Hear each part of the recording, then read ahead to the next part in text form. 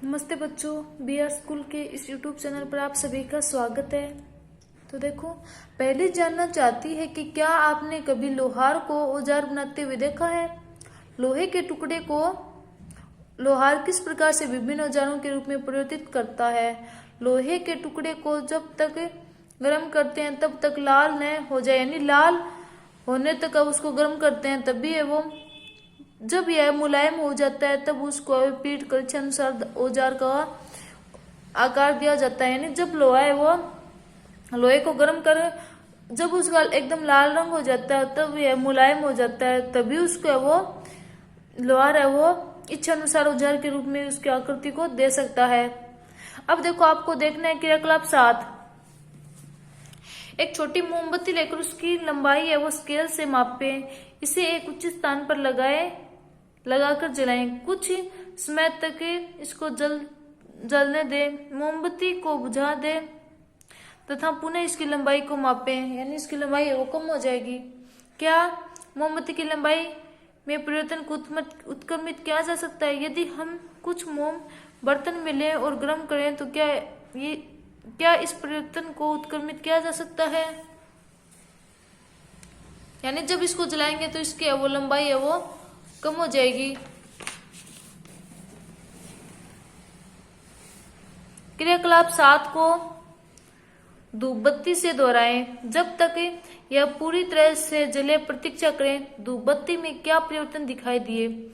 धूप बत्ती जलने पर कुछ नए पदार्थ बनाती है, यानी धूप बत्ती है वो कुछ जलकर है, यानी वो तो मोम के रूप में थोड़ा थोड़ा मोम है वो नीचे आता रहता है, जबकि धूप बत्ती है वो कुछ राख और गैस के रूप में है, यानी कुछ राख और गैस के रूप में है वो कंप्लीट हो जाती है।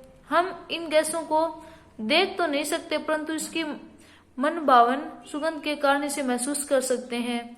क्या इस परिवर्तन को उत्क्रमित किया जा सकता है। इसी प्रकार माचिस की तिल्ली में क्या परिवर्तन हुए, जिसे मोमबत्ती को जलाने में उपयोग किया था। अभी तक हमने परिवर्तनों को नियत वस्तुओं या फिर इसके पदार्थों पर देखा था।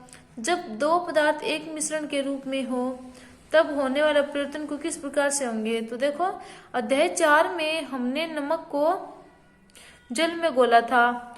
क्या आपके अनुसार उसमें जल या फिर नमक में कोई परिवर्तन हुआ था। क्या इस परिवर्तन को उत्क्रमित करना संभव है।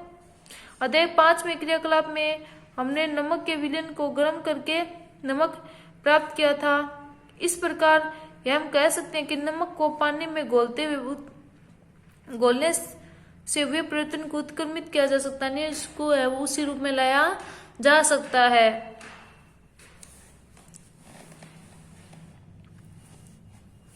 पहली ने पूछा कि क्या आपने दही को जमते हुए देखा है। गुनगुने गर्म दूध में दही को थोड़ी सी मात्रा मिलाई जाती है। दूध को हिलाकर कुछ घंटों के लिए एक गर्म स्थान पर आराम से रख देते हैं। कुछ ही घंटों में दूध है वो दही में परिवर्तित हो जाता है। क्या इस परिवर्तन को उत्क्रमित किया जा सकता है, यानी इस परिवर्तन को वो वापिस यानी उसको इसी रूप में लाया जा सकता, नहीं लाया जा सकता। यानी अगर बहुत सारे दूध के अंदर यदि दही की थोड़ी सी मात्रा मिला दी जाए तो वह पूरा का पूरा वो दही में चेंज हो जाता है। आपने देखा कि पदार्थों को गर्म करने या फिर किसी अन्य पदार्थ के साथ मिश्रित करके उसके कुछ परिवर्तन लाए जा सकते हैं, कुछ में परिवर्तन लाए जा सकते हैं। और हमने यह भी देखा कि कुछ के परिवर्तन है वो उत्क्रमित भी किए जा सकते हैं, जबकि कुछ अन्य को उत्क्रमित नहीं किया जा सकता। हमारे चारों ओर की वस्तुओं को परिवर्तित करने के लिए बहुत अन्य विधियां भी हो सकती हैं, यानी हमारे चारों ओर की वस्तुओं को परिवर्तन करने के लिए हमारे बहुत से अन्य विधियां भी हो सकती है। यह संभव